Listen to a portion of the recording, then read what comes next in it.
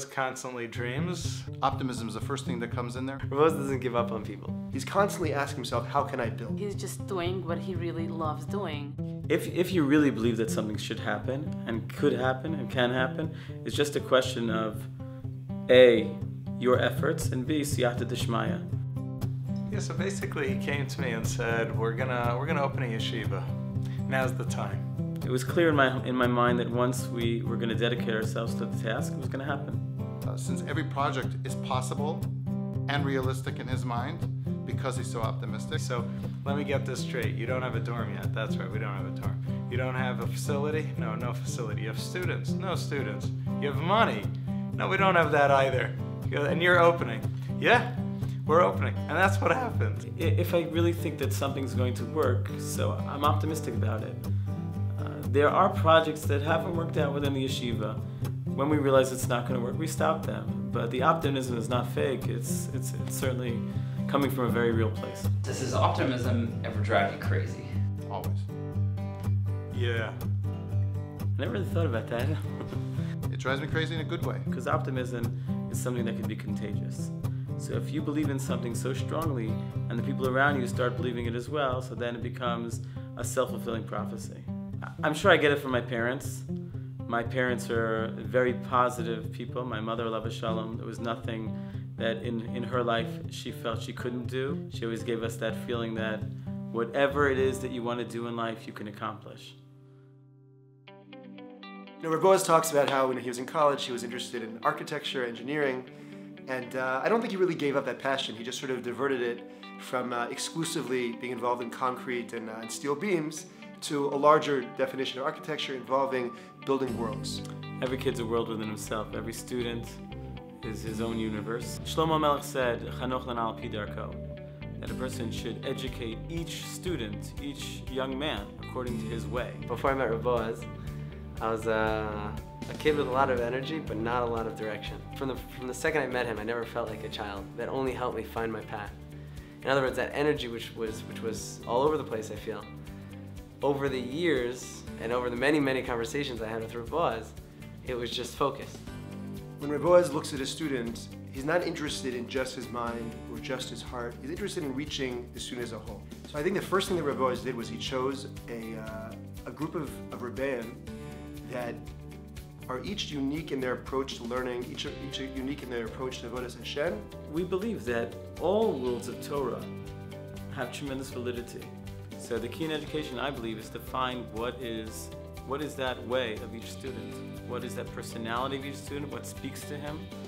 And we try to create a framework which is appropriate for all the students. That gives students a lot of freedom to explore, a lot of freedom to really sort of explore themselves in their interaction, their exposure to Torah. And the ability to have an influence on a person's life, his connection to Torah, to Am Yisrael, to Kadosh Baruch Hu, that is something that is unparalleled. It is the most meaningful thing that a person can do with his life. So that's why I chose Torah education.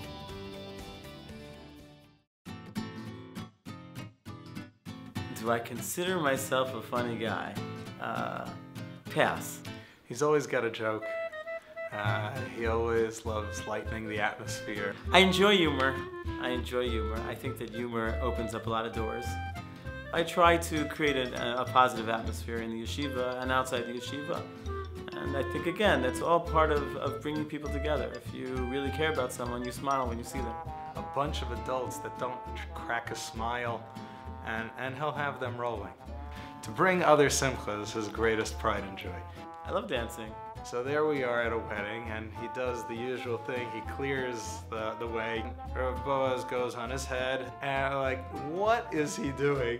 And all of a sudden, the two of them start flipping. It was outrageous. I think just being happy and giving a smile to people is what people need and what I need to do. It doesn't always have to be good humor. Yeah, it keeps me on the floor.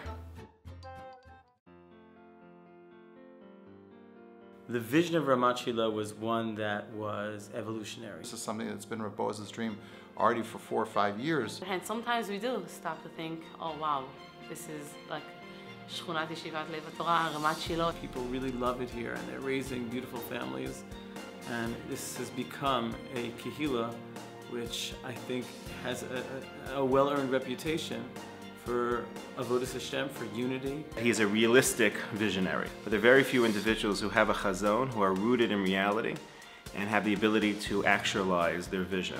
He is not looking for any kavod whatsoever, but he is looking to make a difference for every single aspect of Am Yisrael that's lacking. Because he cares.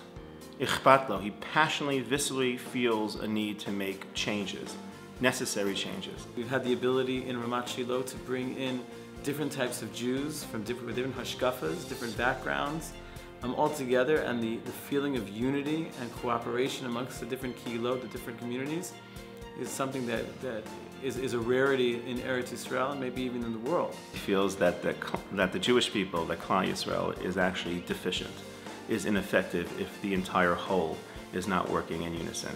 If we can't get along with each other, so then what does it say about us? What does it say about our vision? What Rav Boaz does is he notices what's missing and what has to happen.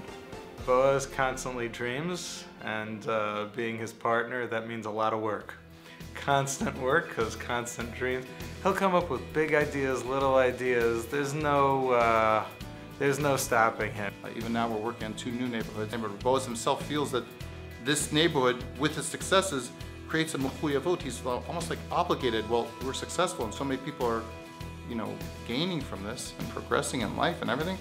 We've got to do more of it. Not only the physical building of the community of Ramat Shilo, but the spiritual makeup of the community and what it represents should be a model, Bezrat Hashem, for other communities to follow. That's the trait. That's the trait of not only Bnei Yisrael, but true leadership. An individual who's able to take risks, an individual who's rooted in the ground but is pointing to the stars, pointing to the sky, who's shooting for incredible ideals and for chazon, but is rooted. He's always be able to maintain his idealism and be able to maintain his energy. And that combined with his maturity and his ability to help students in terms of their growth in the real world is something which is very, very special. It's a privilege to be his Rebbe, and it's a privilege to be his friend, and it's a privilege also to be able to honor him at this dinner of Lev HaTorah. And it's been a tremendous pleasure to continue growing together and working together. Mazal tov on the 10th anniversary. Mazal tov, Rav Boaz, on this auspicious milestone. May you continue to have the passion, creativity, health, bracha, and siyata d'shmaya to be an inspiration to us all and to enhance Klal Yisrael. Mazal tov.